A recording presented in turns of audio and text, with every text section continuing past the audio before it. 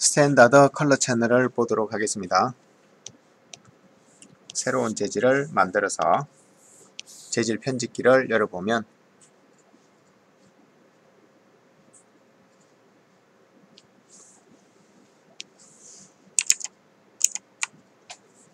자, 보통 이렇게 되어 있는데요. 여기 있는 컬러, 디퓨전, 루미넌서 이런 것들이 여기에 컬러, 디퓨전, 루미넌서 이런 식으로 목록이 되어 있죠. 여기에서 먼저 컬러부터 볼게요. 자, 컬러는 이 물질의 기본색을 지정하는데 일반적으로는 디퓨저 채널이라고 합니다. 대부분의 소프트웨어에서는 디퓨저 채널이라고 하고요. 최근에 나온 새로운 렌더링 엔진에서는 알베도라는 용어도 사용합니다. 다양한 색상 선택 방법이 있는데요. 여기 있는 아이콘들이 그것들을 얘기해 줍니다. 자, 제일 왼쪽에 있는 것 컴팩트 모드와 컴플렉스 모드, 그리고 컬러 휠을 이용한 방법. 자, 컬러 휠은 컨트롤 키를 눌러서 이렇게 색을 추가해서 자기가 원하는 그룹으로 만들 수도 있고요. 그 다음에 일반적으로 포토샵처럼 사용하는 컬러 피커, 자, 그리고 뭐 어떤 이미지 파일 같은 걸 열어 가지고 할 수 있는 이런 방법들, 일반적인 RGB 선택 방법, HSV, 그 다음에 색온도 선택 방법, 이런 다양한 선택 방법이 있는데요. 웹 컬러를 위한 16진수 선택 방법도 있고요. 일반적으로 우리는 HSV를 선택하는 게 좋겠습니다. 듀레이션, 세츄레이션, 밸류를 가지고 선택하면 좋겠고요.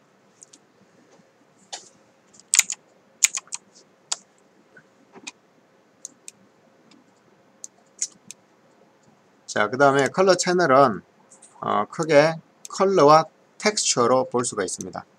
여기서 컬러를 보면 이 컬러에 컬러와 브라이트니스, 그 다음에 텍스처가 있는데요. 텍스처를 하나 불러와 볼게요. 로드 이미지.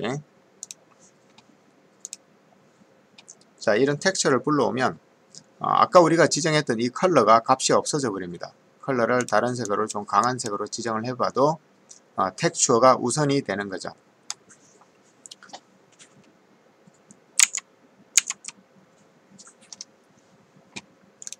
자, 그런데 컬러와 텍스처를 동시에 사용할 수도 있습니다. 한번 해볼게요. 여기 있는 텍스처에 믹스 스트렝스, 자, 이 값을 이렇게 줄이게 되면 텍스처가 저 위에 있는 컬러랑 섞이는 값이 점점 낮아져서 이렇게 되고요. 또는 믹스 모드에서 멀티플라이, 이런 포토샵의 멀티플라이처럼, 또는 서브트랙터, 또는 애드, 이런 방식으로도 할 수 있지만 혼자 작업하면 모르겠지만 여러 사람이 같이 작업할 때는 이런 복잡한 계산들 때문에 어떤 실수를 할 수가 있거든요. 그래서 일반적으로는 얘를 노멀에 100%로 두고 만약에 어떤 합성이 필요하다면 여기 컬러와 텍스처의 합성이 아니고 그냥 실제로 합성된 결과를 가지고 텍스처 한 장으로 집어넣는 게 더 명료한 작업을 할 수가 있겠습니다. 자, 텍스처는 비트맵과 프로시듀어럴 텍스처가 있는데요. 일단은 컬러를 기본값으로 돌려놓고 텍스처에 클리어해서 없앤 다음에 텍스처에 비트맵은 로드 이미지를 가지고 불러올 수 있습니다. 아까 불러왔던 것처럼 이렇게 하면은 일반적인 비트맵 이미지, JPG, PNG 이런 게 들어갈 수가 있고요. 클리어. 자, 또 다른 방법으로는 여기 있는 쉐이더들이 들어갈 수가 있습니다. 쉐이더들은 컬러 쉐이더, 프레넬 쉐이더, 그레디언트, 노이즈 이런 것들이 쉐이더들인데요. 쉐이더를 사용하게 되면 컴퓨터가 자동 생성한 텍스처가 들어가는데요. 지금 이 노이즈 같은 것들을 노이즈 쉐이더라고 합니다. 그리고 컴퓨터가 어떤 절차에 의해서 생성했기 때문에 내가 만약에 여기에 이 색을 그 다음에는 이런 색을 줬다면 내가 지정한 색으로 노이즈가 생기게 되고요. 거기에 시드, 랜덤 시드죠.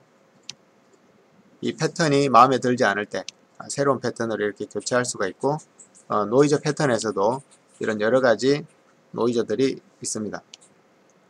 자, 이런 파라미트릭한 모델링 방법, 사용자가 직접 수치를 입력하거나 컬러를 선택하거나 하는 방법으로 이런 텍스처가 생기기 때문에 이런 것들을 procedural texture라고 합니다. 절차적 텍스처라고 합니다. 절차적 텍스처.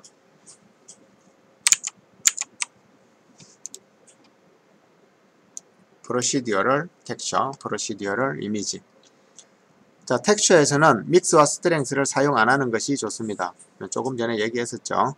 수정해서 혼란을 초래하기 때문에 그렇고요. 자, 컬러 채널 그렇게 알아봤고, 자, 그리고 디퓨전. 자, 보통의 일반적인 렌더러에서는 이 컬러가 사실은 디퓨저에 해당하고요. 이 디퓨저는 대체로 없습니다. 여기 시네마 4D에서의 디퓨저는 이 컬러 채널에 위에 있는 컬러 채널에 어떤 값을 더하거나 빼거나 해서 난반사를 표현하기 위해서 사용하는데요. 일단 도움말을 한번 볼게요.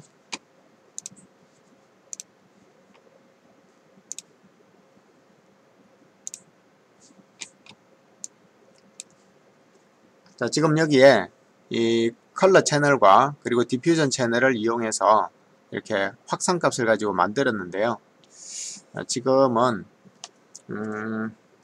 혼합 모드에 따라서 그 확산값이 어떻게 변할지를 결정할 수가 있는데 한번 볼까요? 자, 디퓨전을 활성화하고 일단 컬러 채널을 단색으로 바꿔 놓을게요. 이렇게 하면 복잡하니까. 자, 디퓨전에서 텍스처를 여기다가 노이즈를 줘 볼게요. 자, 그러면 원래 있던 컬러 채널의 이 색깔과 디퓨전에서 적용한 이 노말이 아닌 노이즈가 현재 믹서 모드가 노멀로 믹서가 되어 있는데요. 자, 여기를 멀티플라이, 지금 현재 기본이 멀티플라이고요. 그 다음에 서브트랙터, 서로 빼기, 애드, 더하기. 자, 더하기는 표가 잘 안 나네요. 없을 때, 있을 때.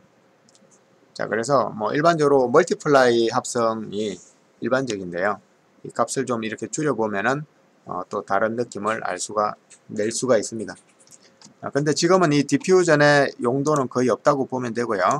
이 컬러에서 텍스처에 레이어를 이용할 수 있기 때문에 자, 레이어에 눌러서 어떤 레이어들로 구성할 거냐, 아까처럼 비슷하게 해볼게요. 쉐이드에 컬러 쉐이드를 하나 만들어서 그 컬러 값을 아까처럼 비슷하게 세팅을 하고요. 위로 올라가서 또 쉐이드에 노이즈를 추가하고 그 노이즈를 성능 모드를 멀티플라이로 하게 되면 아까 했던 것과 비슷한 결과를 낼 수가 있죠. 사실은 완전히 똑같죠. 그렇기 때문에 지금 이 디퓨전은 그 기능이 사실상 필요 없어진 기능입니다. 컬러에서 레이어를 구성해서 쓰는 게 더 좋은 방법이 되겠습니다.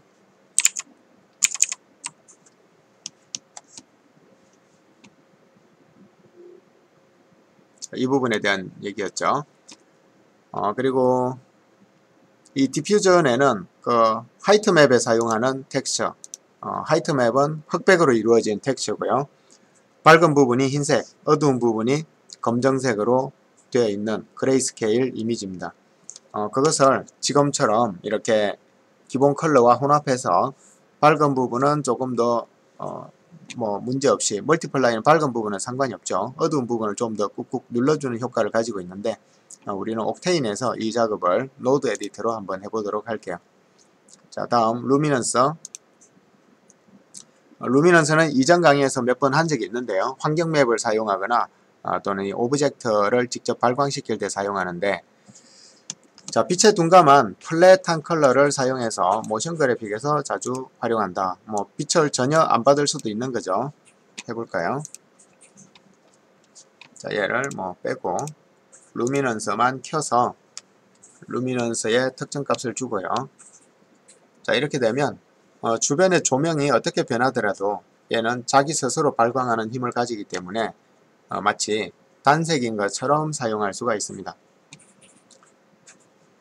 자, 그래서 최근의 좀 플랫한 느낌의 모션 그래픽에 많이 활용할 수가 있고요. 자, 또 다른 사용법으로는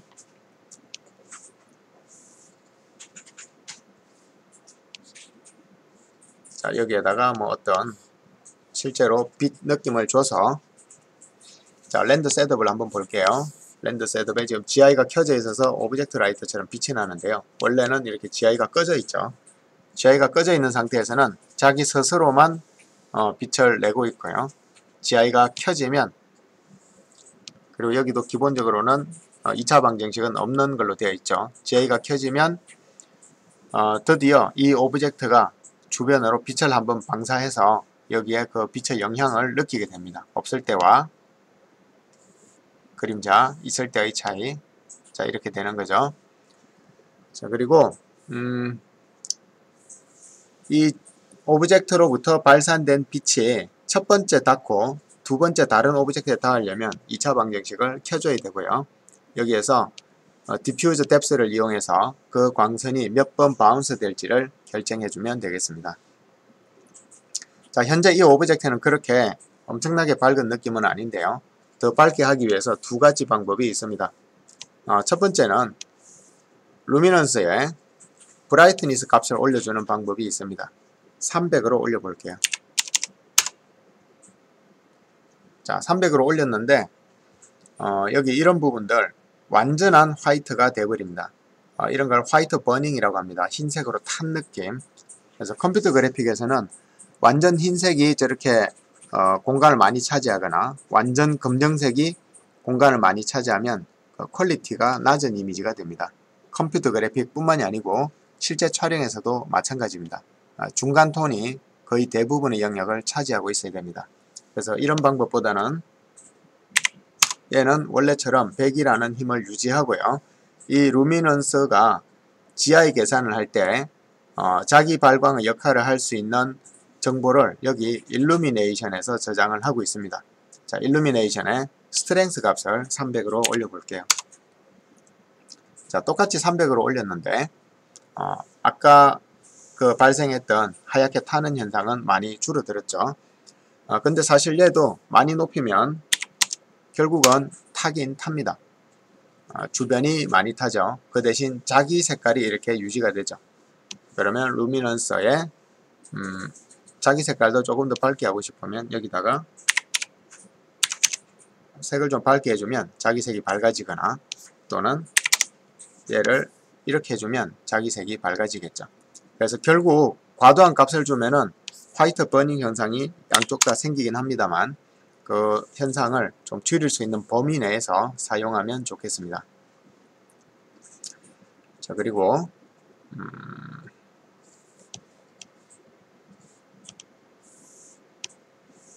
뒤에 있는 배경을 일단 단색으로 바꾼 다음에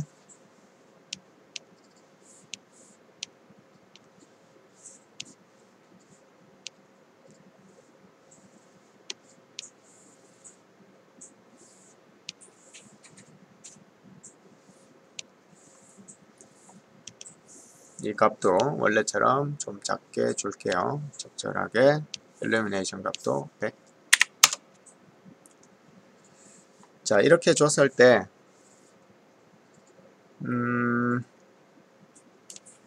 이 앞에 있는 상자에다가 이 값을 줘볼게요. 자, 뒤에 있는 애는 그냥 일반 재질을 줘볼게요. 자, 이렇게 하고 그림자를 지금 보고 싶은 건데요.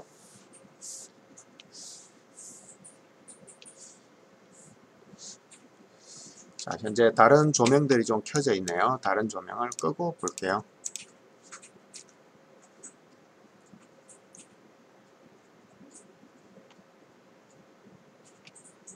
그리고 이 조명의 크기를 좀 세게 줘볼게요.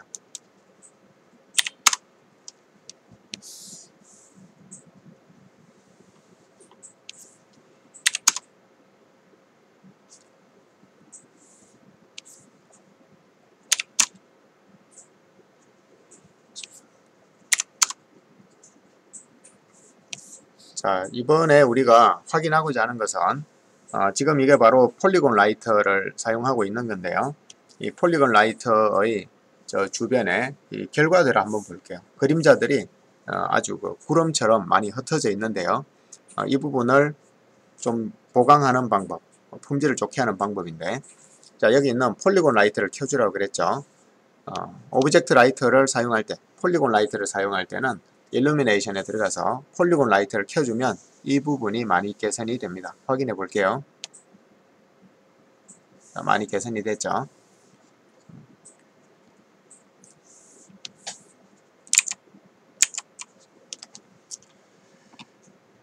자, 아도비 일러스트레이터 분위기의 3D 영상을 만들 때 좋다. 아까 했었고요.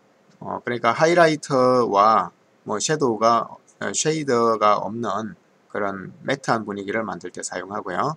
자, 또 다른 활용법으로는 오브젝트 라이터. 방금 해봤죠. 오브젝트 라이터는 반드시 렌더 셋업에 GI를 켜줘야 됩니다. 여기 GI를 켜줘야만 계산이 되고요. 그 다음에 반사광을 표현하기 위해서는 2차 방정식도 뭔가를 켜줘야 반사광 계산이 됩니다.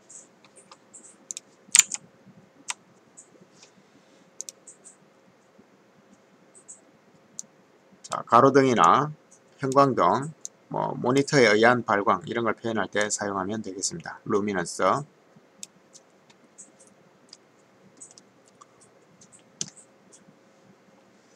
자, 그리고 주의할 점이 있는데요.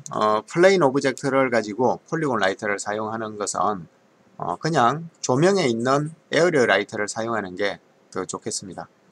왜냐하면 이 플레인으로 된 오브젝트 라이터는 원래 메쉬 기반이기 때문에 조명이 가지는 그 라이트 오브젝트의 속성을 가질 수가 없어요. 그래서 실제로 여기서 조절할 수 있는 것은 일루미네이션에 있는 이 값들을 가지고 뭔가를 조정해야 되는데, 보다 정교한 조절을 위해서는 실제 라이트를 이용해서 실제 라이트에 있는 이 제너럴 또는 디테일, 섀도우 이런 것들을 활용하는 것이 훨씬 더 효과적인 방법이 되겠습니다.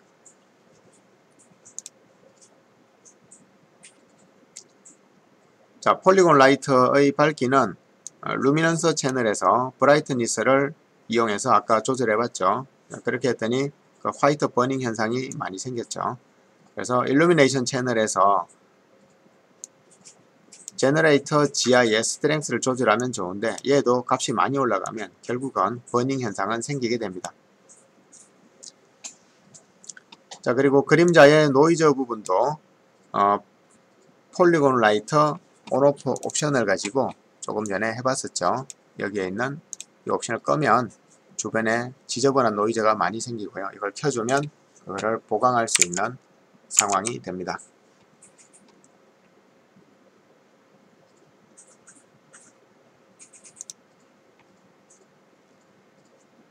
자, 그리고 스카이 오브젝트에 HDRI 이미지를 입힐 때도 이 루미넌스 채널을 사용하고요. 당연히 폴리곤 라이트를 체크해줘야 품질 향상이 있겠습니다. 자, 폴리곤 라이트를 사용할 때는 렌더 설정에서 GI 세컨더리 메서드를 체크를 해줘야 반사광이 계산이 됩니다. 왜냐하면 이건 원래부터는 오브젝트이기 때문에 처음에 빛을 방출하지 않고요. GI를 켰을 때 1차로 빛을 방출하고 세컨더리를 켰을 때 2차 이상의 반사광을 계산할 수가 있습니다.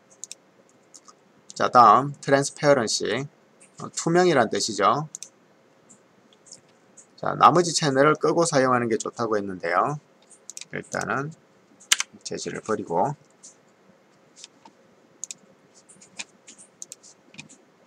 빛이 없으니까 아무것도 안 나오네요. 빛을 켜주고 이 오브젝트를 투명체로 만들어 볼게요. 새로운 재질을 하나 만들어서 그 재질에 다른 채널을 끄고 트랜스페어런시만 적용을 했는데 지금 얘가 투명인지 아닌지 표시가 나지를 않네요. 그래서 배경지에 설정된 컬러 채널에 이미지를 추가해서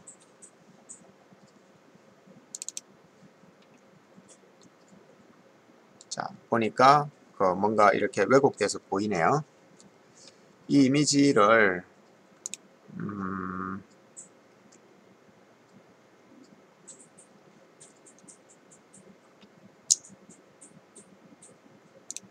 자, 이 이미지의 태그에 들어가 볼게요. 얘네들 아니고 이 큐브죠. 자, 여기에 파일을 좀 줘서 좀 촘촘한 배경을 보도록 할게요. 자, 이렇게 촘촘한 배경이 생겼네요.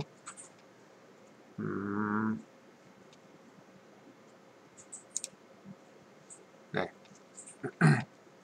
자, 그리고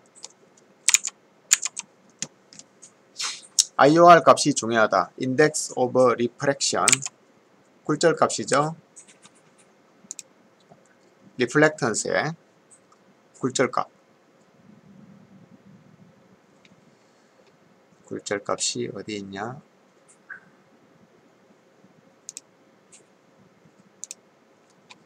지금은 이 스페큘러라서 그 굴절값 계산을 하지 않고 이 페이크 스페큘러를 계산하는 거죠. 그래서 얘를 지금 트랜스페어런시 하고 있는데 이게 아니고 이걸 하고 있죠. 잠시 착각했습니다. 자, 트랜스페어런시를 계산하는데 트랜스페어런시에 여기 Refraction, Index of Refraction, IOR 값이 현재 유리로 설정이 되어 있네요. 자, 여기에 프리셋이 있습니다. 그래서 프리셋에서 뭐 다이아몬드 2.4 그리고 뭐 에메랄드, 우리가 일반적으로 쓰는 글래스 이런 것들을 이용해서 미리 설정된 IOR 값을 쓸 수가 있고요. 이 IOR은 인터넷에 많이 정보가 나와 있기 때문에 그 값을 사용하면 되겠습니다. 그 값에 따라서 이 굴절율이 바뀌는 거죠. 투명체의 굴절율. 자, 물처럼 1.3을 해볼까요? 자, 그랬더니 만약에 물방울이 있다면 이런 식으로 왜곡이 지겠다는 얘기죠. 자, 이런 완전히 그 빛이 직선으로, 그러니까 빛이 들어온 것과 100% 똑같이 통과하기 때문에 굴절이 전혀 없고요. 뭐 1.01이라도 해야만 뭔가 왜곡이 돼서 약간이라도 뭐가 보이게 되는 거죠.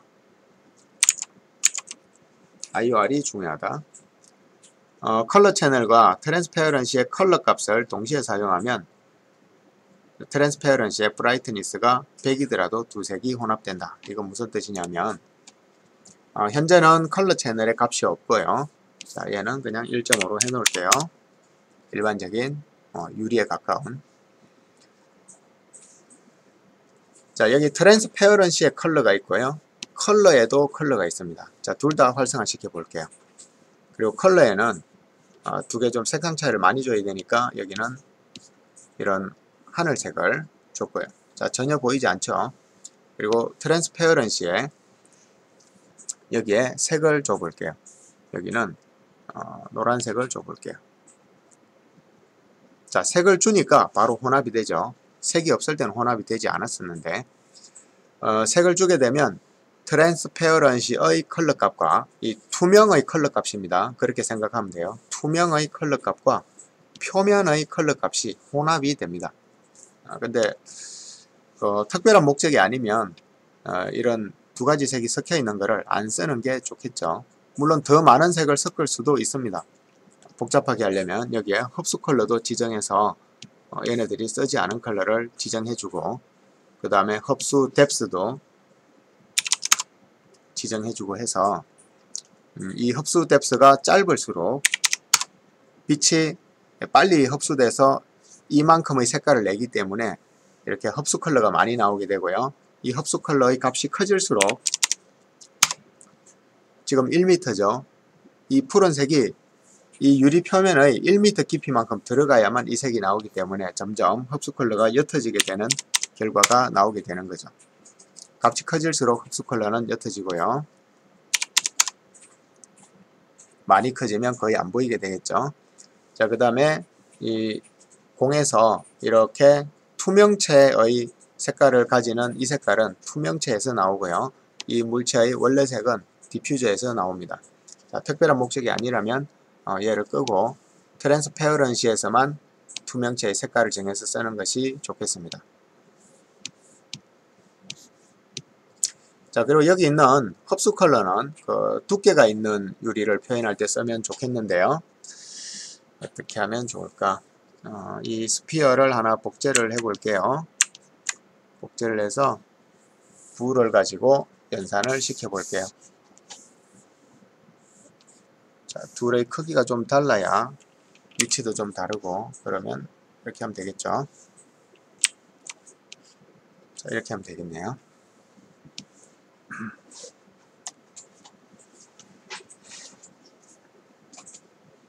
계산이 오래 걸리네요. 자, 재질에 들어가서 계산 범위를 좀 줄일게요. 컴퓨터가 좀 빨리 계산할 수 있게.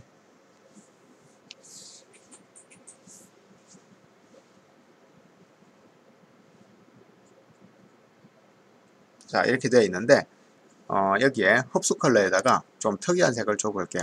확실히 표시나게.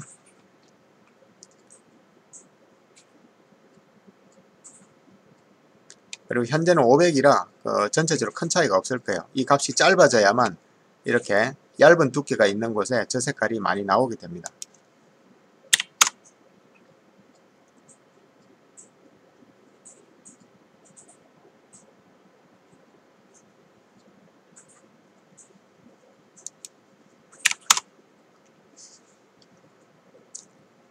자, 원래 색은 이런 약간 레몬 오렌지 컬러인데 거기에다가 흡수 컬러를 이런 핑크색으로 줬더니 유리가 두꺼운 부분은 이 흡수 컬러가 나오게 되는 거죠. 그래서 두께가 있는 유리에 이 색을 표현하면 좋겠습니다.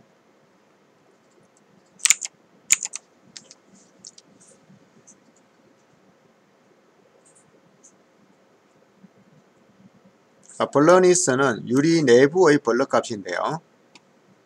여기 있는 벌러니스 지금은 이렇게 그레이드 아웃 되어 있는데요. 여기 어떤 값이 들어가기만 하면 아래쪽이 활성화가 되고 여기에 샘플 수들이 나오게 되는데요. 이 샘플 수는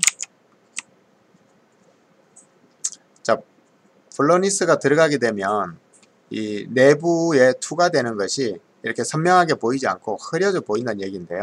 여기에 값을 뭐 20 주게 되면 아주 흐려서 뒤가 잘 안 보이게 되는 거죠. 이렇게 탁해지죠. 그것에 대한 민 샘플과 맥스 샘플을 정할 수가 있는데요. 그 값은 뭐 보통 한 8에서 32 정도를 계산해 주면 좋겠고요. 더 많은 값은 더 긴 시간이 필요합니다.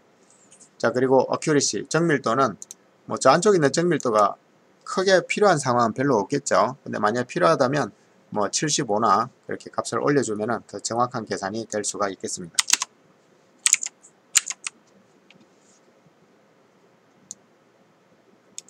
자, 흡수 컬러와 흡수 거리 조금 전에 설명했죠. 흡수 컬러는 표면으로부터 일정한 흡수 거리에 가면 그 컬러가 드러나는 거죠. 그러니까 불투명한 유리의 색깔을 정하는 거고요. 반투명한 유리의 색깔, 그리고 두께가 필요한 유리는 실제로 모델링 해야 한다. 지금 불을 가지고 이렇게 모델링 하니까 실제로 두께가 생긴 두꺼운 부분과 얇은 부분이 생겼죠. 그래서 그게 잘 렌더링이 되고 있습니다. 자, 프리셋에서 뭐 다양한 설정을 가능하죠. 아까 봤어요. 여기 프리셋에서 뭐 맥주라든지 계산이 느린 이유는 이게 복잡해서 그렇죠. 자, 얘를 불을 끄고 스피어 하나만 밖으로 빼올리면 계산이 빨라지겠죠. 자, 그리고 이런 컬러들을 뭐 기본값으로 주고 여기에서 어떤 프리셋을 이용하면 그것이 렌더링 되겠죠.